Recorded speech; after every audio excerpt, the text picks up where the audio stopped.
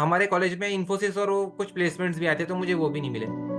तो फिर इंजीनियरिंग के बाद वो प्लेसमेंट भी चले गया, एसएसबी भी चला गया। मैं एक विशेष साइकिल में भी फंस गया था सर। पहले सबसे पहले नोटिफिकेशन आता था जनवरी वगैरह में सेबी का। तो जब सेबी आ गया तो सोचते थे, चलो सेबी कर लेते हैं। फिर उसका प्री तो निकल जाता था, मेंस नहीं हो पाता था, और वो खत्म होते ही आरबीआई आ जाता था। फिर अब आरबीआई पे फोकस करेंगे। फिर आरबीआई का तो मेरा प्री नहीं हो पाया था। फिर उसका तुरंत नाबार्ड आ जाता था, तो नाबार्ड का भी मेरा प्री हो जाता था, मेंस नहीं हो पाता था, तो ये साइकिल ने फंसा। करेक्ट फिर उन्होंने करेक्ट। पूछा था इसके चेयरमैन, मैंने बोला सर एमएस शाहू सर है। तो उन्होंने बोला आप उन्हें जानते हो? तो मैंने बोला सर मेरी कभी उनसे कुछ एक्चुअली कोई मुलाकात भी नहीं हो पाई, मैं उन्हें जानता भी नहीं। तो उन्होंने बोला था कि अभी मिल लीजिए, वो आपके सामने बैठे हैं। अभी मुलाकात करेक्ट। कर लीजिए आप। आरबीआई ग्रेड भी करना है तो सुशील सर को फॉलो करो। Good morning Arpit. Good morning sir.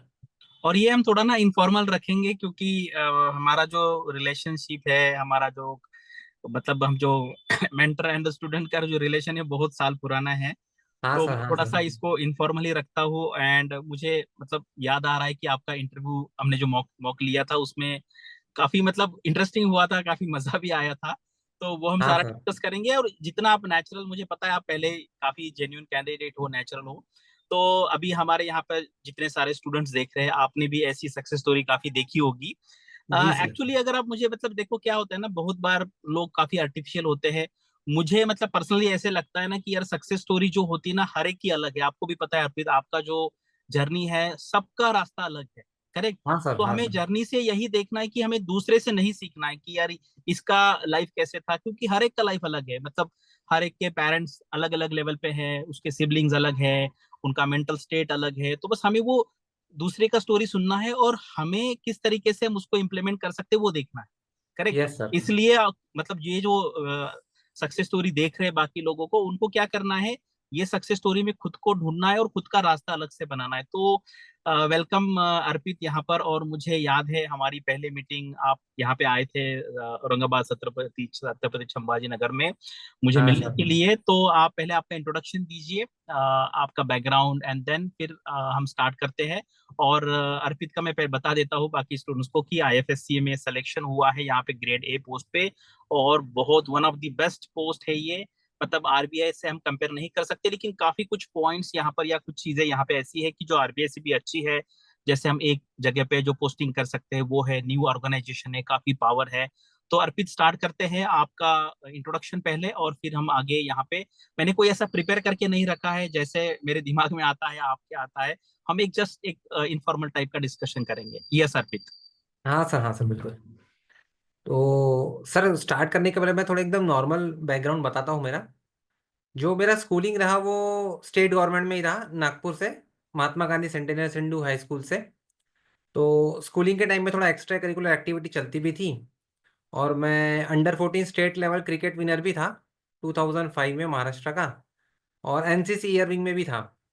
फिर टेंथ में, मतलब जो ट्रेजेडी मेरे लाइफ में घटी, तो टेंथ होने के बाद मैं सोचा अपन इंजीनियरिंग करते हैं। तो मैंने 11 ट्वेल्थ में सिंधी हिंदी जूनियर कॉलेज में एडमिशन भी लिया। और मैंने उस समय आईआईटी और इनकी जो क्लासेस हुआ करती थी जेईई की, तो वो ज्वाइन कर ली। तो उसके बाद मेरा एक बेस्ट फ्रेंड का बड़ा भाई मेरे घर में आया। और वो मुझे बोला कि, और मेरे पेरेंट्स को भी उतना नॉलेज नहीं था इस फील्ड के रिगार्डिंग। तो उसने बोला कि अगर आपको सबसे बेस्ट इंजीनियर बनना है तो आप पॉलिटेक्निक करके इंजीनियरिंग करो। आप डायरेक्ट अपना 10 12 12 में क्यों वेस्ट करते? तो मेरे पेरेंट्स को लगा यार ये तो सही बात है। तो मैंने 11 ट्वेल्थ में एडमिशन कैंसिल कर दी। आईआईटी की जहाँ ट्यूशन की फीस भी थी वो भी वापस ली, और पॉली में एडमिशन ले लिया। बोले आप इंडिया के कोई भी कॉलेज में आप सेकंड ईयर में एडमिशन ले सकते हो, क्योंकि due to lack of knowledge. तो उसने जैसा बोला हमने वैसा एक्सेप्ट कर लिया, और मैंने पॉली में एडमिशन ले लिया सर। तो फिर पॉली के थर्ड ईयर में मुझे रियलाइज हुआ कि हम बड़े टॉप कॉलेज में से तो जा ही नहीं सकते। तो किसी के गलत नॉलेज से मैं कुछ जो चीज़ें कर सकता था वो नहीं कर पाया। तो जब ऐसा इंसिडेंस मेरे साथ हुआ, तो जब मैं ग्रेजुएशन कंप्लीट होने के बाद मैं एक जिस ऑर्गेनाइजेशन में ज्वाइन किया था बताऊंगा मैं। तो जब मैं ग्रामीण पोस्टिंग में जाता था तो मैं जो गवर्नमेंट स्कूल हुआ करती थी वहाँ जाके जो 9th और 10th के स्टूडेंट्स हुआ करते थे, मैंने उनको जाके बताना चालू किया कि आपके पास टेंथ हो जाने के बाद ये ऑप्शंस है। अगर आपको ये फील्ड में जाना है तो आप यहाँ जा सकते हैं, स्पेशली एकदम रूरल एरियाज में। Correct correct. ताकि जो लॉस मुझे एक रियलाइजेशन हुआ एक लॉस का, वो किसी और के साथ लाइफ में ऐसा ना हो due to lack of knowledge हो। और अब खैर अभी तो डिजिटल वर्ल्ड है, लोग इंटरनेट वगैरह के इससे बहुत यूज टू है, तो पता चल जाता है। उस टाइम नहीं था, तो वो एक लॉस रहा मेरा लाइफ का। और एक सेकंड ट्रेजेडी हो गई थी सर, जब मैं पॉली में था तो मेरी मम्मी को डेंगू हो गया था। तो उस कारण हमारे बहुत ज़्यादा फाइनेंशियल इश्यूज हो गए, हमारा जो घर वगैरह था वो भी हमको बेचना पड़ा। तो पैसे की बहुत फाइनेंशियल इश्यूज हो गई, तो मैं सोचा चलो अब जॉब चालू कर लेते हैं। तो 11 दिसंबर 2009 से फिर मैंने जॉब करना चालू किया था एज एन इवेंट में। तो मुझे पर डे के 110 रुपीज़ मिलते थे उस टाइम पे। तो 11 दिसंबर 2009 से तो मैं 19 फरवरी 2016 तक वो जॉब किया। और वो शेड्यूल उस समय मेरा इतना था, उस टाइम पीरियड में सर मैं सिर्फ 4 या 5 घंटे से ज़्यादा मेरी नींद नहीं हो पाई कभी। मॉर्निंग में 6 बजे क्लास रहती थी तो उठना पड़ता था, और ट्यूशन के लिए। और 8 साढ़े 8 बजे तक ट्यूशन करो। 8 से 3:30 4 बजे तक कॉलेज रहता था, पॉली का। हमारा अंजुमन पॉलिटेक्निक में था मैं। फिर 5 साढ़े 5 तक घर आओ, फिर 6 बजे इवेंट में जाओ, और 2-3 बजे घर आओ। ये बुरा, और पढ़ाई के साथ ही मैंने जॉब का ही मैनेज किया। तो तब से मैं सेल्फ डिपेंडेंट रहा, पेरेंट्स से मुझे पैसे लेने का मौका नहीं मिला। मैं सौभाग्य समझता हूँ अपना कि मैं पेरेंट्स के काम आ पाया, ना कि उनके ऊपर एज अ बर्डन उस टाइम पे मैं रहा। और एजुकेशन भी मेरा पॉलीटेक्निक भी हुआ, पॉली में भी मुझे 2 प्लेसमेंट मिले थे, टाटा मोटर्स और जॉन डियर का। बट मैंने ज्वाइन नहीं किया, सब बोले इंजीनियरिंग कर लो, नहीं तो बाद में कर नहीं पाएंगे। फिर मैंने इंजीनियरिंग कर ली। इंजीनियरिंग में भी मैं एसएसबी इंडियन नेवी के लिए सिलेक्ट हुआ था। तो मुझे उस जॉब की भी इंपॉर्टेंस पता नहीं थी, कुछ भी पता नहीं था। मैं सिर्फ नागपुर रिप्रेजेंट किया था भोपाल जाके। तो वो करेक्ट। फाइनल एग्जीक्यूट हुआ नहीं। और उसी टाइम पीरियड में, वो 28 फरवरी 2014 का टाइम था। और हमारे कॉलेज में इन्फोसिस और वो कुछ प्लेसमेंट्स भी आते, तो मुझे वो भी नहीं मिले। तो फिर इंजीनियरिंग के बाद वो प्लेसमेंट भी चले गया, एसएसबी भी चला गया। तो किसी के रेफरेंस से फिर मुझे सैमसंग इंडिया इलेक्ट्रॉनिक्स में अपॉर्चुनिटी मिली, जो मैंने 13 सितंबर 2014 को ज्वाइन की थी as a dealer support executive. तो वहाँ पे हम समहाउ मेरा 21,000 को सैलरी था। तो मुझे अच्छा लगता था। और मेरा बहुत सारा फील्ड जॉब था। मैं पूरा जितना विदर्भ रीजन है, गढ़चिरौली से बुल्ढाना, मुझे वो पूरा ट्रैवल करना था, सब डीलर और डिस्ट्रीब्यूटर से मिलते रहना था। और उनके जो इश्यूज है, तो पहले कॉर्पोरेट सेक्टर में वहाँ मुझे फर्स्ट एक्सपीरियंस मिला। तो वहाँ पे जो हमारे ब्रांच मैनेजर थे, वो आईआईएम अहमदाबाद से पास आउट थे। और उनके साथ में जब ट्रैवलिंग में जाता था, तो एक ही कार में ट्रैवल करते थे, तो उन्होंने मुझे बहुत मोटिवेट किया कि आप आई एम कर लिए, ट्राई कीजिए, कैट वगैरह एमबीए कर लीजिए ग्रेजुएशन के बाद, तो आपको अच्छा रहेगा। तो फिर 7 अप्रैल 2017 को फिर मैंने रिजाइन कर दिया, 2.5 साल सैमसंग में जॉब करके। और उसी बीच में फर्स्ट टाइम मेरा एक फ्रेंड था, उसने मुझे गाइड किया था कि अपन कॉम्पिटिटिव वगैरह भी कर सकते हैं। तो मैं सोचा था पहले कि यूपीएससी कर लेता हूँ। तो वो 2 साल 2.5 साल यूपीएससी करके आया था। तो उसने मुझे गाइड किया कि यूपीएससी मत कर, वो वेस्ट ऑफ टाइम है, बहुत ज़्यादा टाइम और एनर्जी चली जाएंगी, और तेरा फैमिली बैकग्राउंड भी ठीक नहीं है। तो हम्म। मतलब इकोनॉमिकली स्टेटस में तो फैमिली को सपोर्ट भी नहीं कर पाएंगे, और लॉसेस हो जाएंगे। तो फिर मैंने बोला कौन सा एग्जाम कर सकते हैं, तो फिर उसने मुझे आपके रिगार्डिंग फर्स्ट टाइम बताया था, आरबीआई ग्रेड बी करना है तो सुशील सर को फॉलो करो। तो तब मैं, शायद 15 फरवरी थी, सैमसंग छोड़ने के लिए मैं बुल्ढाना आया था। तो उस समय मैंने एनलाइट इंस्टीट्यूट से शायद पहले नाम था, है ना सर? यस सर, ये हाँ, करेक्ट। तो फिर मैंने वहाँ कॉल करके पूछा कि मुझे आपसे मिलना है। तो फिर यस। उस टाइम मैं वहाँ से बुल्ढाना से टूर खत्म करके औरंगाबाद आया था फर्स्ट टाइम जब आपसे मिलने के लिए। तब करेक्ट। आपने मुझे गाइड किया था कि ऐसा ऐसा करता, वो मेरी फर्स्ट ऑफिशियल स्टार्ट था प्रिपरेशन के लिए, आरबीआई ग्रेड बी के लिए। यस। तो फिर आपने मुझे क्या क्या कर सकते हैं, तो फिर वापस मैं नागपुर आया, आपने बताया कि ऑनलाइन भी किया जा सकता है। करेक्ट। फिर उसके बाद मैंने वो स्टार्ट करना चालू किया, पर मेरा तो बैकग्राउंड इंजीनियरिंग था और उसमें फाइनेंस और इकोनॉमिक्स था, तो स्टार्टिंग में मुझे काफ़ी डिफिकल्टी आई वो चीज़ें पढ़ने के लिए। और उसी साथ साथ मैं सोच रहा था कि, और सर ने मुझे जैसे मेरे सैमसंग में गाइड किया था कि तुम कैट भी दे देना। तो करेक्ट। चलो कैट, मैं पहले कुछ एग्जाम्स का ट्राई किया, वो हुआ नहीं। वो भी स्टार्टिंग में मेरा उतना प्रिपरेशन नहीं था। और आरबीआई मेरा हो भी नहीं पाया। 17 और 18 में मैंने फर्स्ट टाइम ट्राई किया था। उस समय मैं सोचा फिर चलो बाकी एग्जाम भी एक्सप्लोर कर लेते हैं। कॉम्पिटिटिव ये अपन ये सोचेंगे कि सिर्फ एक ही एग्जाम को टारगेट करो, कुछ नहीं करो तो फिर नहीं हो पाएगा। जो आए सब दे दो, बाद में उसको प्रिपेयर किया जा सकता है दूसरी को। तो फिर 2019 में मैंने एलआईसी का भी एग्जाम दिया था। तो LIC as a development officer मेरा फाइनल सिलेक्शन हो गया। और मैंने नहीं, हाँ, 2 दिसंबर 2019 में LIC as a development officer join किया। और उसी टाइम मुझे आई एम कोईकोड से भी कॉल आया था। वो दिसंबर के एंड में। पर करेक्ट मैं करेक्ट। LIC, हाँ, पर मैं LIC ज्वाइन कर चुका था। और थोड़ा सा मुझे मेरे ऊपर डेट भी हो गया था मेरे फ्रेंड्स का। तो मैं सोचा अभी वहां जाऊंगा, उससे अच्छा है कि LIC में जॉब कर लेते हैं। तो मैं ना हैम कोഴിकोड गया और कुछ नहीं किया, और फिर मैंने LIC ज्वाइन कर लिया था सर। और बहुत अच्छा, मैं खुश नसीब समझता हूँ कि मैंने LIC ज्वाइन कर लिया, क्योंकि उसके 2 महीने बाद ही कोविड आ गया। और कोविड आने के बाद में इतने फाइनेंशियल इश्यूज आ गए थे, तो अच्छा होता कि ये अर्निंग करने वाला सिर्फ मैं था मेरी फैमिली में। ओके। क्योंकि हम अभी भी रेंट के घर में रहते थे, क्योंकि वो तो हमने बेच दिया था, तो रेंट पे करना सब, तो बाय गॉड ग्रेस LIC से वो सैलरी आती रही। तो हम यस। कोविड कोविड का टाइम हमारा अच्छा बीत निकल गया ठीक ठाक। फिर LIC में ठीक चीजें चल रही थी, पर मेरा प्रिपरेशन चालू ही था। और मुझे समझ में आ गया था कि LIC में मैं ज़्यादा टाइम शायद नहीं निकाल पाऊंगा। यस। और LIC में ज्वाइन करने के बाद भी सर यहाँ टाइम मुझे बिल्कुल पढ़ाई के लिए नहीं मिल पा रहा था, क्योंकि मेरी पोस्टिंग रूरल एरिया में थी। तो जो लोग हैं वो मॉर्निंग में 7-8 बजे जाते थे, मिल सकते थे, तो मैं मॉर्निंग में उठ के उनसे मिलने चले जाता था एजेंसीज और पॉलिसी के लिए। और फिर लेट नाइट भी जाना पड़ता था, और दिन में ऑफिस के काम करने पड़ते थे। तो मैं सोचा अभी एक रिस्क ले लेते हैं फाइनली। तो मैंने रिजाइन करने की कोशिश किया, पर मैंने पेरेंट्स से बात किया। तो पेरेंट्स बोले, मतलब मैं उतना मेरा फाइनेंशियल स्ट्रांग तो नहीं था, तो पेरेंट्स बोले कोई दिक्कत नहीं, तेरी इच्छा है तो तू कर। और मैंने कुछ पैसे सेव कर लिए थे। और कुछ मेरे फ्रेंड्स बोले कि हम तेरे को सपोर्ट करेंगे। मेरे फ्रेंड्स का बहुत सपोर्ट रहा, मैं बोलूंगा मेरे लाइफ में उन्होंने मुझे बहुत सपोर्ट किया।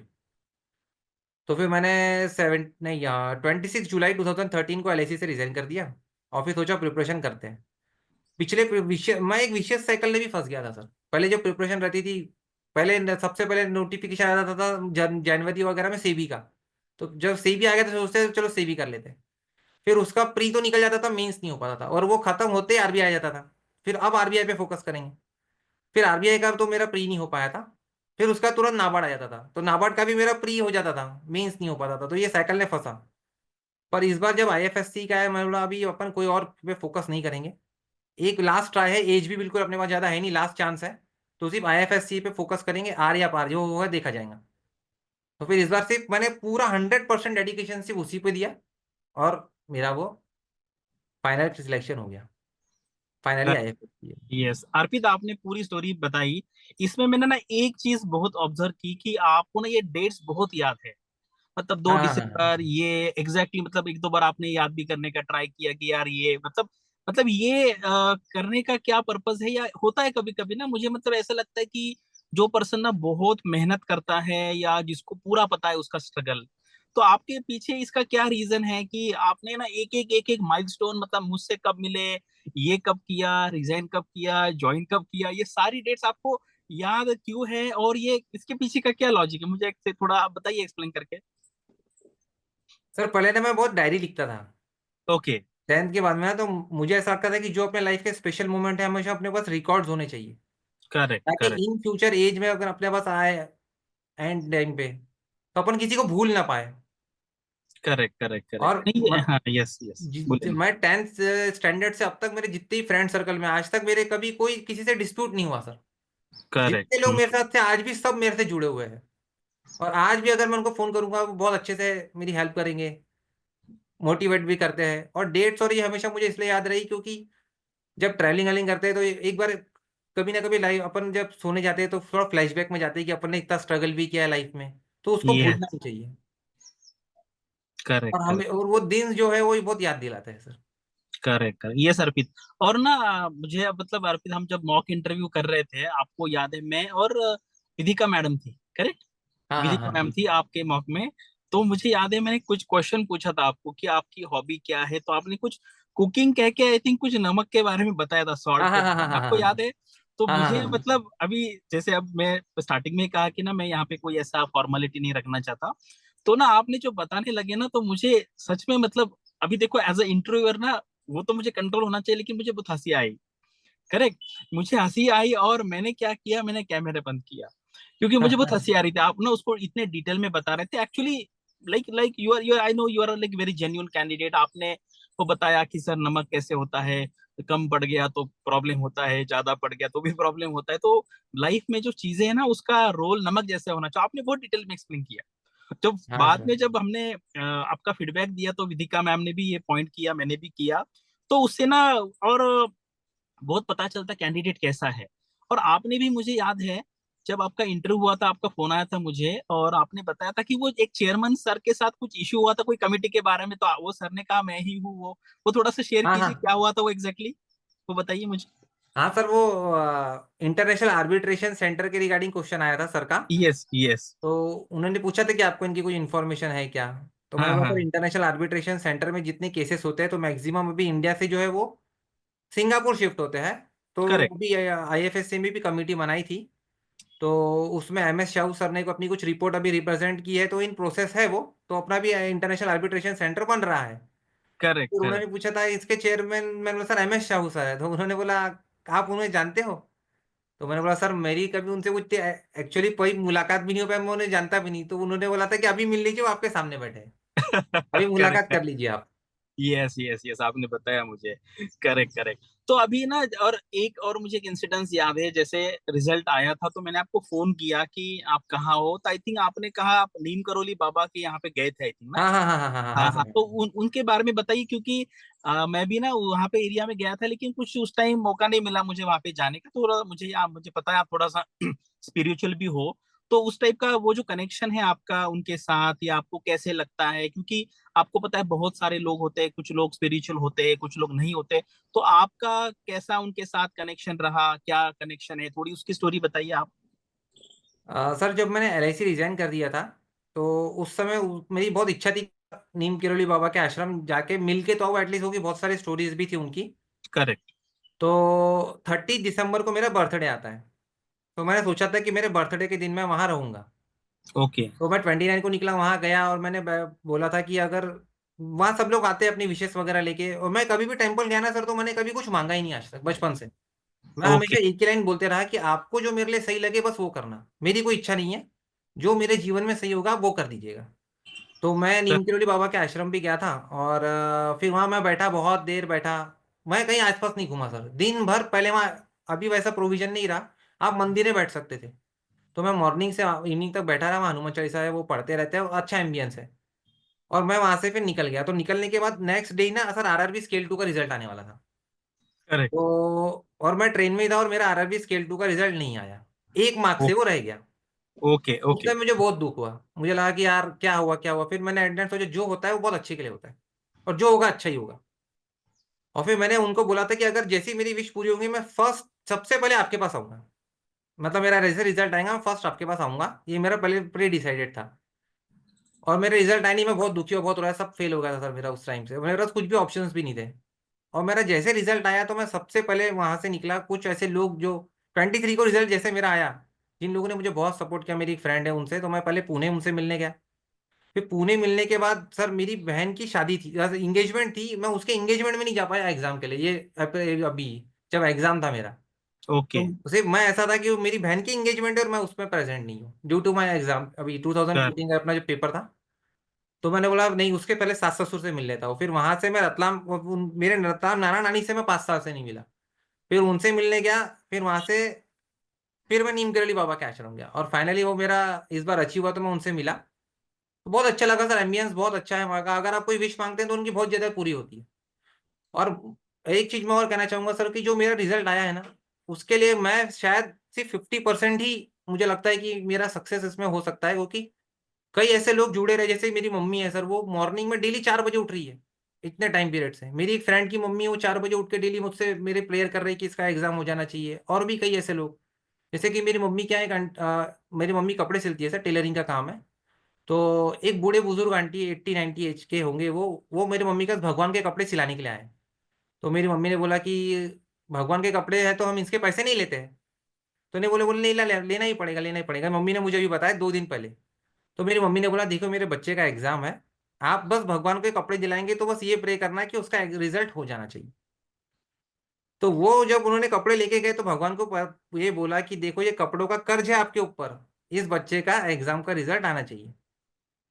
और उन्होंने ऐसा बोला, वो कंटिन्यू 1 महीना, और वो कपड़े सिलाते रहे। मम्मी ने उसने पैसे नहीं लिया, और मेरा रिजल्ट आया। तो सर ऐसे कर ये बहुत सी ऐसी दुआएं लोगों की रही। मेरे नाना नानी है, और मेरी फ्रेंड के दादा, वो उधर बहुत दूर रहते हैं, उनकी एज भी 80 है, वो डेली घी का दीपक जलाने मंदिर जा रहे हैं।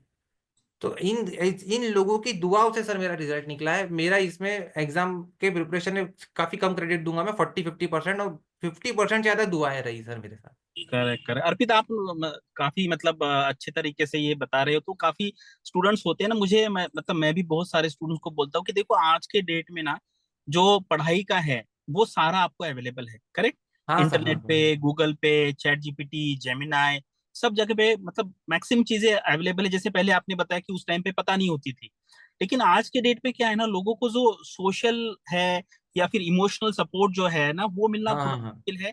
तो अभी हमने काफी यहाँ उदाहरण की बात कर ली, बाकी स्पिरिचुअल, आपका इमोशनल सपोर्ट, और आपके लाइफ में कौन कौन से लोग हैं। अभी थोड़ा सा पढ़ाई पे आते हैं, और मुझे बताइए, आपने सबसे पहले कुछ आरबीआई की पढ़ाई की, फिर सेबी की, हाँ हाँ फिर हाँ हाँ। वो थोड़ा बताइए कि मतलब ये अलग अलग एग्जाम्स का जो पढ़ाई है उसका यूज आपको ये आईएफएससी एग्जाम का फेज 1 क्लियर करने में, फेज 2 क्लियर करने में और इंटरव्यू क्लियर करने में किस तरीके से हो। सर मल्टीपल एग्जाम पढ़ने से ही मुझे ऐसा लगता है कि आईएफएससी में काम आए, क्योंकि वहाँ पे सभी का रिसोर्सेज जरूरी थे। सीबी की करेक्ट। प्रिपरेशन से जो उसका पेपर वन जो है मैक्सिमम आईएफएससी यस का, यस वो तो सिमिलर है सीबी से ही लगभग पूरा। एक ही यस यस। टॉपिक थोड़ा सा चेंज है, बाकी चीजें पूरी सिमिलर है। तो सीबी की प्रिपरेशन से मुझे फेज वन में वो हेल्प मिली। और इकोनॉमिक्स का जो बेसिक रहा सर मेरा, वो मैंने पहले एक बार मृणाल सर का वो किया था इकोनॉमी का। करेक्ट हाँ, करेक्ट। वो यूपीएससी के रिगार्डिंग पढ़ाते हैं, तो उससे जो एक फाउंडेशन बनी वो बहुत अच्छी बनी। और पढ़ाई के टाइम में मैंने सर देखा, स्कूलिंग से हम जब पढ़ते आ रहे हैं ना, तो टीचर है ना हिंदी में एक्सप्लेन करते हैं और इंग्लिश में नोट्स होते हैं ना, तो वो मैं ज़्यादा जल्दी ग्रैस्प कर लेगा वो। हाँ, वो तो इम्पोर्टेंट है, वो हाँ, इम्पोर्टेंट तो है। यस। जो टीचर्स मुझे मिले जिन्होंने हिंदी में एक्सप्लेन किया पूरी चीज़ें और नोट्स इंग्लिश में रहना, तो वो ज़्यादा जल्दी मैं ग्रैस्प कर पाया सर। अगर जो इंग्लिश में बता रहे हैं और इंग्लिश में समझने में काफ़ी टाइम लगता है, क्योंकि उसको माइंड उसको प्रोसेस नहीं करता जल्दी। प्रोसेस नहीं कर इंग्लिश को पाते। हिंदी में कन्वर्ट करेंगे, फिर हिंदी में हम उसको एक्सेप्ट करेंगे। यस यस, तो ये वो बहुत इंपॉर्टेंट बात है, मतलब जो लोग यहाँ पे सुन रहे हैं ना, क्योंकि देखो मैक्सिमम जो लोग हैं, जैसे ये हमारा वीडियो देख रहे हैं या इंडिया में है, अगर साउथ इंडियन के हम केरला और थोड़ा तमिलनाडु देख लेंगे तो मैक्सिमम लोग हिंदी अच्छे से समझ लेते हैं। हाँ करेक्ट। हाँ और सर। हमारा जो पढ़ाई का मीडियम है वो तो बचपन से इंग्लिश ही है बहुत सारे लोगों का। हम्म तो इसलिए जो समझने वाली बात है वो हिंदी में होनी चाहिए, और पढ़ाई तो इंग्लिश में करते हैं। जैसे अर्पित ने जो कहा हम्म वो बहुत अच्छा है, क्योंकि जब कोई टीचर इंग्लिश में ही एक्सप्लेन करेगा तो हमें तो उतनी आदत नहीं ना इंग्लिश की सुनने की, एक्सप्लेन डे करने टू की। डे तो की। हाँ, तो ये आपने बहुत अच्छी तरीके से बताया कि जो समझे समझाने की बात है वो हिंदी में होनी चाहिए, और पढ़ाई तो हमारी इंग्लिश में ही होती है। यस हाँ, यस। ओके, फिर बाद में फिर फेज 2 और इंटरव्यू के बारे में कैसा फिर। और फेस टू का भी सर सिमिलर ही था। नोट्स वगैरह तो सर देखिए बाकी जगह भी मतलब सेम ही है, वो आपको सिर्फ करेक्ट पता होना करेक्ट। चाहिए एट द टाइम आप कैसे रिप्रेजेंट कर पाते हैं। Yes yes yes. और डिस्क्रिप्टिव के टाइम में सर तो मैं थोड़ा सा ये पॉज हो गया था एक टाइम में कि क्या करे, मेरा थोड़ा सा ऐसे भी जो छूटने के टाइम पे आ गया था, फिर मैं थोड़ी स्पीड बढ़ाई और वो कवर अप हो गया। करेक्ट। डिस्क्रिप्टिव भी, और मेंस का जो मेन था कि अब ये पेपर टू जो है यस, उसके पेपर मार्क्स 2। ज्यादा है, वो कि टू थर्ड वेटेज है सर उसका। 2/3 वेटेज। Yes yes. और उसमें जो क्वेश्चंस थे वो पिछले जैसे नहीं आए सर। हाँ, इस बार अलग जैसे आए थे, इस बार हाँ, अलग। इस बार काफी अलग आए थे, जो रेगुलेशन है वगैरह उसके रिगार्डिंग कुछ भी क्वेश्चंस नहीं थे सर। कुछ करेक्ट। क्वेश्चंस 2021 2022 के भी आए थे उस टाइम हाँ, में आए। पुराने वाले। तो ये जो करेक्ट करेक्ट। पुरानी मेरा प्रिपरेशन रहा वो याद रहा, तो उसमें कुछ काम आ गया सर। और, यस, और करेक्ट करेक्ट। इस बार एलआईसी से इंश्योरेंस के क्वेश्चंस बहुत ज्यादा है सर। इंश्योरेंस वाले क्वेश्चन थे इंश्योरेंस लास्ट टाइम। क्वेश्चन, हाँ वो ज्यादा भी आए और डीप भी आ गए। तो एलआईसी का थोड़ा एक्सपीरियंस जो मुझे ट्रेनिंग वगैरह में मिला, उसका थोड़ा सपोर्ट हो गया सर मुझे, यस यस यस। क्योंकि इंश्योरेंस करेक्ट। बहुत डीप था। यस। और बाकी अभी इंटरव्यू का प्रिपरेशन कैसे किया, और कुछ क्वेश्चन जो जैसे आपने एक एक्सपीरियंस शेयर किया वो भी बताइए कि इंटरव्यू का आपका ओवरऑल माहौल कैसा रहा, कौन से क्वेश्चन आपको अच्छे से आए, कौन से नहीं आए। सर इंटरव्यू में यहाँ पे ऐसा था कि टोटल एक मैम थे सेंटर में और 7-8 लोग थे। तो मैं जैसे एंट्री किया तो मैम ने कुछ भी मुझे नहीं पूछा कि आपका ये क्या है, बैकग्राउंड क्या है। सीधा अपने मेरा एक ही पॉइंट था कि आपने एलआईसी क्यों रिजाइन कर दिया। Question correct. मेरा एलआईसी रिजिग्नेशन से ही स्टार्ट हुआ बस, और ओके। पूरा टॉपिक ही उसी के ऊपर लिंक्ड रहा। तो उन्होंने पूछा कि आपने एलआईसी क्यों छोड़ दिया। मैंने बोला सर मैम को कि मैम अभी जैसे कि सब कुछ डिजिटल हो रहा है, और मेरा जो जॉब प्रोफाइल है वो एजेंट्स रिक्रूट करके बिजनेस लाना है। और हमारे यंग की जो जनरेशन है वो सब ऑनलाइन पे फोकस कर रही है, और ऑनलाइन पॉलिसी सस्ती भी है, और वही सेम प्रोडक्ट में, क्योंकि उसका कमीशन एजेंट्स को नहीं जा रहा है। करेक्ट तो करेक्ट। और आईआरडीए की भी कई पॉलिसी आ रही है, जैसे कि बीमा सुगम है, हम्म। Just like UPI movement of insurance. तो यस मेरा यस। जो जॉब रहेगा वो कुछ टाइम बाद उतना फ्रूटफुल नहीं रह पाएगा, क्योंकि मुझे ज्यादा एफर्ट्स लगाने पड़ेंगे और प्रीमियम भी बढ़ते ही रहेगा, सैलरी भी बढ़ती रहेंगी। यस। तो इसलिए मैंने रिजाइन कर दिया मैम। और लोग भी अभी एजेंट्स बनना नहीं चाहते। हमारे एज के लोग एजेंट्स नहीं बनना चाह रहे मैम। जो ओल्ड एज है वो बिजनेस कर रहे हैं हाँ। ज्यादा ज्यादा, जो मेन बिजनेस आ रहा है। तो फिर बोले डीओ तो बहुत पैसे कमाते हैं, करोड़ों रुपए कमाते हैं। मैंने बोला सर पहले जरूरी है, वो कमाते भी है, वो पुराने वाले हैं, और उसको पुराने उतने वाले, खर्चे यस। भी है। पर जो मेरे साथ में यंग लोग जो जुड़े हुए हैं, उनकी कॉस्ट उतनी नहीं हो पा रही है। हम्म। तो फिर उन्होंने पूछा कि आईआरडीए में क्या एजेंट्स के इश्यूज क्या चल रहे हैं, वो क्यों प्रोटेस्ट कर रहे हैं। मैंने बोला सर आईआरडीए ने इंश्योरेंस एजेंट्स का जो कमीशन था पहले 25% था, वो रिड्यूस करके 20% कर दिया है, तो उसका भी इशू चल रहा था। और सेकंड की जो सर पहले सरेंडर वैल्यू जो थी वो 3 इयर्स बाद होती थी, फिर 2 इयर्स हुई, और अभी 1 ईयर कर लिया है। तो अगर करेक्ट। लोग जल्दी सरेंडर कर लेंगे तो जो एजेंट्स को कमीशन है वो नहीं मिलेगा। तो जिन्होंने वो पॉलिसी ड्राफ्ट की थी वो आईआरडीए के सर थे, उन्होंने ही वो ड्राफ्ट की थी और उन्होंने ही वो क्वेश्चन पूछा। अरे ये सही हुआ मतलब। हाँ, तो बोले वो हाँ हाँ पॉलिसी मैंने ही ड्राफ्ट की है, तो इश्यूज क्या आ रहा है वो बताइए। मैंने बोला सर हाँ। एजेंट्स को ये है कि उनको रिन्यूअल कमीशन नहीं मिलेगा, तो उनका प्रॉफिट नहीं रहेगा उतना। क्योंकि ये। लाइफ इंश्योरेंस में सर ऐसा है कि एजेंट्स को पॉलिसी एक ही बार डालनी है, पर कमीशन हाँ। उसको पार्ट टाइम मिलेगा। Yes, correct correct, yes. तो उसका रिन्यूअल में ज्यादा अर्निंग है, तो वो प्रोटेस्ट कर रहे हैं ऑल इंडिया में। फिर उन्होंने मुझे क्वेश्चन पूछा था। फिर एम एस शाहू सर ने पूछा था कि एजेंट्स तो एक मीडिएटर का रोल प्ले करते हैं, तो वर्ल्ड इंडिया के सबसे बड़े मीडिएटर कौन है। मैंने बोला सर हाँ मीडिएटर का रोल कम होती जा रहा है डिजिटलाइजेशन में। तो बोले बैंक तो सबसे बड़े मीडिएटर है, हाँ वो हाँ पैसा हाँ। लेके उधर देते ही है। करेक्ट तो करेक्ट। वो उसका रोल तो डिमिशिंग नहीं हो रहा है, वो भी तो यस। मीडिएटर है, उन्होंने ऐसा बोला। फिर। तो मैंने बोला सर जो एजेंट है वो टेम्पररी है, उसके पास मल्टीपल काम है, वो एलआईसी के ऊपर ही डिपेंड नहीं है। पर जो हम्म बैंक का जो मीडिएटर का रोल प्ले है, उसको तो एक साइड से एक जन पर्सन से पैसे लेके दूसरे को देना है। पर रिस्क तो बैंक उठा रही है ना, एजेंट रिस्क थोड़ी हम्म। उठाता है कभी किसी चीज की। करेक्ट करेक्ट करेक्ट, नहीं। तो जो यस यस, अभी आप ना अर्पित, ये जैसे रीजन जो छोड़ने का है ना, क्योंकि मैं अभी काफी इंटरव्यू लेता हूँ, तो वहां पे मैंने ये देख ऑब्जर्व किया है ना कि लोग जो रियल रीजन है वो बताने में डरते हैं। जैसे हाँ आपने हाँ बताया, तो लोगों को क्या लगता है कि यार ये क्या सोचेंगे, मतलब क्योंकि आपने बहुत रियल रीजन बताया। तो यहाँ पे आपको ऐसा डर नहीं लगा कि यार मैं अगर इतना रियलिटी बता दूंगा तो ये थोड़ा सा निगेटिव हो जाएंगे, इनको अच्छा नहीं लगेगा, क्योंकि ये एक सवाल में बहुत लोग डरते हैं कि ये जॉब मैंने क्यों छोड़ा। वो एक अच्छा आंसर प्रिपेयर करना चाहते हैं, गुड लुकिंग आंसर। तो आपने इस बारे में कैसे सोचा और आपका क्या व्यू है इसके ऊपर? सर, मैंने इसलिए ये आंसर बताया क्योंकि मुझे ऐसा लगता है कि अ, हर इंसान को अपना अच्छा सोचने के अधिकार है। क्योंकि अगर हम खुद का ही अच्छा नहीं सोच पाएंगे तो ऑर्गेनाइजेशन का अच्छा कैसे सोचेंगे। अभी मैं जिस ऑर्गेनाइजेशन में हूँ, अगर मैंने 3 साल तक मेरी कॉस्ट कंप्लीट नहीं की तो ऑर्गेनाइजेशन तो मुझे निकाल देगी। Yes, correct. तो जो जेन्युइन रीजन है अगर मैं वो बताऊंगा, तभी तो कंपनी को भी ट्रस्ट होगा कि जो सच है वही सच है। हम्म छुपा के क्या कर लेंगे। और अगर अपन सर उसको वो चीज को कवर अप करने जाएंगे तो वो हमसे बहुत एक्सपर्ट लोग हैं, हम उनके जवाब ही नहीं हम्म। दे पाएंगे सर। करेक्ट करेक्ट, यहाँ पे होता क्या है ना, मतलब बहुत सारे स्टूडेंट एक लेवल का आंसर बना लेते हैं, लेकिन उसके ऊपर अगर उन्होंने क्रॉस क्वेश्चनिंग चालू कर दी तो फिर कैंडिडेट फंस जाएगा, अगर रियल रीजन नहीं हो तो। करेक्ट। हाँ वही है सर, इसलिए मैंने सोचा जो मेरा सही है मैंने वही हाँ, बताने की कोशिश की। क्योंकि उसके ऊपर उन्होंने कितना भी क्रॉस क्वेश्चनिंग करने तो आपको आंसर पता है, क्योंकि वो रियलिटी वही है। हाँ, उन्होंने पूछा भी था अगर आपकी कॉस्ट का कैसा होता है वहां पे, अगर आपको नहीं हुआ तो कितना प्रीमियम लाना पड़ता है। हाँ तो हाँ बोला हाँ। सर 21% की कॉस्ट होती है, सिमिलर जितना रेम्यूनरेशन मिल रहा है उसका 5 to 6 टाइम हमें प्रीमियम लाना पड़ता है। यस, बराबर। पर उसमें भी क्रेडिट है, जैसे सिंगल प्रीमियम का 10 लाख हम लाते हैं तो उसका क्रेडिट 5% है, तो सर 50%, 50,000 ही काउंट होता है।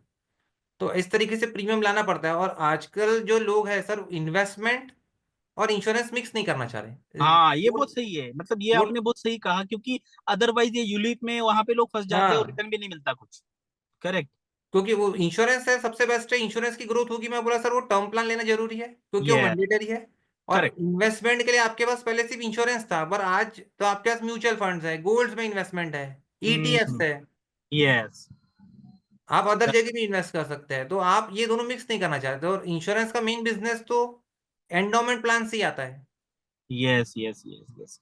ओके। तो अर्पित, यहाँ पर ना अभी जैसे आपने देखो, आपका ग्रेजुएशन हो गया था और मुझे पता है काफी बीच में गैप्स भी थे, और आपने हाँ काफी हाँ जॉब यहाँ वहाँ शिफ्ट किए थे, तो ये चीज आपने इंटरव्यू में कैसे टैकल की, या जो इंटरव्यू लेने वाले हैं वो इसके बारे में बहुत निगेटिव होते हैं, या फिर जो रियलिटी है हमें बताना है, क्योंकि जिनका गैप होता है 4-5 साल का, वो लोग बट वो डरते हैं कि यार मैं क्या बताऊं। तो आपको आपको क्या लगता है कि आपका भी काफी मतलब अप्स एंड डाउन्स रहे हैं, हाँ तो ये हाँ एक हाँ। चीज आपने कैसे हैंडल की? मैंने बोला सर मुझे जो गैप ईयर रहा है मैं उसके लिए बहुत बड़ा सौभाग्यशाली हूँ, क्योंकि वही टाइम पीरियड में मैंने जो एक्टिव लर्निंग की उसी के कारण मैं आज यहाँ बैठा हूँ। अगर मैं रिस्क लेके गैप नहीं लेता मेरा लाइफ में, तो मैं जहाँ पहले था आज वहीं रहता। करेक्ट करेक्ट और ये। उसमें मैंने उनको एक लाइन यस, बोली, if you risk nothing you will risk everything. Correct correct, तो वो रिस्क लेना जरूरी है। और ना उसके कैलकुलेटिव लिए, हो। यस यस, उसके लिए ना उस टाइप की पर्सनैलिटी भी होनी चाहिए, क्योंकि कुछ लोग बहुत रिस्क एवर्स होते हैं, उनको बिल्कुल भी रिस्क नहीं लेना होता है। Correct correct correct. पर अगर हम तो कंफर्ट जोन से ये, बाहर नहीं निकलेंगे ना, तो हाँ हम हाँ, नहीं रह जाएंगे। Correct correct. तो अभी अर्पित, बाकी अभी जो कैंडिडेट्स है जो अभी एग्जाम का प्रिपरेशन कर रहे हैं, जो डिफिकल्ट लेवल की एग्जाम, जैसे मैं बोल रहा हूँ आरबीआई गेट भी है, सेबी है, आईएफएससी का भी आगे फ्यूचर में आएगा, हाँ सर। आईआरडीए है, पीएफआरडीए, तो ये जो डिफिकल्ट लेवल की एग्जाम्स है, इसका प्रिपरेशन के लिए कुछ आप टिप्स दे सकते हैं कैंडिडेट्स के लिए, क्योंकि आप बहुत टाइम से इस एग्जाम के प्रिपरेशन के माहौल में है, काफी आपने फेल्यूर्स भी देखे, सक्सेस भी देखे, तो जी इसके जी बारे जी। में आप क्या बताएंगे? मैं बोलूंगा सर जो गलती मैंने की आप वो मत कीजिएगा। आप एक ही एग्जाम पे टारगेट कीजिए, नहीं तो आप विशेष साइकिल में फंस जाएंगे। एग्जाम कंटिन्यू आती रहती है, पर 1 साल का प्रिपरेशन मिनिमम मांगती है। करेक्ट। आप एक एक एग्जाम पे फोकस कर लीजिए, पूरा टाइम उस पे दीजिए, उसके पूरे डेप्थ तक आप जाइए। जितने आपके पास रिसोर्सेज अवेलेबल है, बुक्स है, नोट्स है, आप उसको दो डबल ट्रिपल बार पढ़िए। पर आप एक ही एग्जाम पे फोकस कीजिए। आप मत डाइवर्ट हो जाइए, तो आप उसको क्लियर कर सकते हैं सर। कई बार जैसे एसबीआई क्यू आ गया तो वो भर दिया, एनआईसीएल आया तो वो भर लिया। वो मैं भी करता था, क्योंकि हम डूबते वो तिनके का सहारा की जरूरत है, ये नहीं तो वो सही जॉब तो मिल करेक्ट गई, ऐसा है। पर अगर करेक्ट। आपको जॉब मिल गई है, आप तो आप लेके दूसरे, अगर आपके पास जॉब है तो आप एक ही एग्जाम पे फोकस कीजिए, और अगर आप नहीं है तो भी एक दो के जो सिमिलर है, जैसे कि सिमिलर इंफ्लेशन। है, हाँ, यस हाँ। Yes yes. कल जो परसों भी सिमिलर। मैंने एक वीडियो बनाया था, कल परसों भी मैंने एक वीडियो बनाया था, आपने देखा होगा वो। मैंने कहा एक मास्टर एग्जाम सेलेक्ट करो, जैसे आपने कहा कि सेबी, आईएफएससी, पीएफआरडी, एनपीएस, ये सेम हाँ एग्जाम है। करेक्ट। सिमिलर है, हाँ सर पूरे। यस, अगर आरबीआई गेट भी देखेंगे, नाबार्ड देखेंगे, आईआरडीए अपोजिट देखेंगे, हो तो ये जाएंगे। सिमिलर है लिखने वाली एग्जाम से। हाँ हाँ करेक्ट। हाँ। अगर आपको एसबीआई पीओ करना है तो फिर सारी पीओ वाली एलआईसी वो दे सकते हैं आप। हाँ सर, हाँ सर। करेक्ट वो दे करेक्ट। सकते हैं, हाँ। तो अर्पित, मतलब काफी अच्छा लगा मुझे आपसे बात करके। और अभी मेरा लास्ट क्वेश्चन है, आप ये बताइए मुझे, आप मुझसे मिलने के लिए कब आ रहे हैं, या मैं आपसे मिलने के लिए आऊँ, बताइए सर कैसे मैं प्लान खुद, करना? नहीं मैं खुद मिलने आने वाला था सर दिल्ली। मैंने बोला भी ओके था। पर जब मैं कैची धाम से आ रहा था, मेरी तबीयत खराब हो गई, मैं हॉस्पिटल में एडमिट हो गया था सर। ओके इसलिए मैं ओके दिल्ली नहीं आ पाया। ओके हाँ हाँ ओके। हाँ। अभी और मैं मैं तो आऊंगा बहुत से। औरंगाबाद में हूँ, अभी मैं औरंगाबाद छत्रपति संभाजी नगर में हूँ। तो आपको कभी भी टाइम मिले आप आ जाइए। अभी अभी ज्वाइनिंग कब है, कुछ कम्युनिकेशन हुआ है? हाँ सर, 27 जैन से बोला है। Okay okay. तो अर्पित, आपका जर्नी काफी लंबा रहा, काफी अप्स एंड डाउन्स रहे, लेकिन फाइनली आप एक बहुत अच्छे ऑर्गेनाइजेशन में जा रहे हो, जहाँ पे आरबीआई की पावर है, सेबी की है, हाँ आईआरडीए है, सर। सारी पावर है। और आप जितना जेन्युइनली आपने अब तक किया है, मुझे होप है कि आप से वहां पे जाने के बाद भी आपकी जितनी सारी एनर्जी है, नॉलेज है, वो देख के आप ऑर्गेनाइजेशन का और आपका खुद का आप प्रोग्रेस करेंगे। Thank you so much sir. ठीक है। यस हमेशा यस जुड़े ओके। रहेंगे सर आपसे, मुझे भी यस बहुत दिल यस से इच्छा है, क्योंकि मेरी जर्नी की स्टार्ट ही आपसे हुई है sir. Yes yes yes yes, इसीलिए मुझे, मैंने कहा कि हाँ ये मैं इसको ज्यादा फॉर्मल ना रख के इनफॉर्मल रखूंगा, ऐसे लगना चाहिए कि हम एक दोस्त टाइप के हैं और इंटरेक्शन कर रहे हैं, और बाकी लोग भी इससे सीखेंगे। और देखो, दूसरे से हमें, दूसरे की लाइफ अलग है, करेक्ट, तो वो देख के आपको खुद के लाइफ को एडजस्ट करना है, और उसी से आपकी खुद की अलग स्टोरी बनानी है। करेक्ट। जैसे अभी हाँ सर। हाँ आईएफएससी में सर। जितने लोग यहाँ पे 15 लोग सेलेक्ट हुए हैं, वो 15 ही हुए ना यहाँ पे? हाँ सर, 13 हाँ, जनरलिस्ट और 2 यस। लीगल। तो ये 15 जो लोग हैं, ये 15 लोगों की 15 अलग अलग स्टोरी है। करेक्ट। हमें हम्म। अपनी खुद की स्टोरी बनानी पड़ती, बाकी स्टोरी से हम कुछ चीज ले सकते हैं, कुछ लोग नहीं भी ले सकते हैं, लेकिन वो खुद को देख के फिर वो प्लान बनाना है। हाँ सर, करेक्ट। हाँ sir. Yes yes okay, all the best and happy new year आपको। Thank you so much sir, thank you, आपको भी happy new year, same to you sir. Okay okay, thank you Arpit. Thank you sir. Okay हाँ bye, sir. Take care. Okay bye. Thank you sir.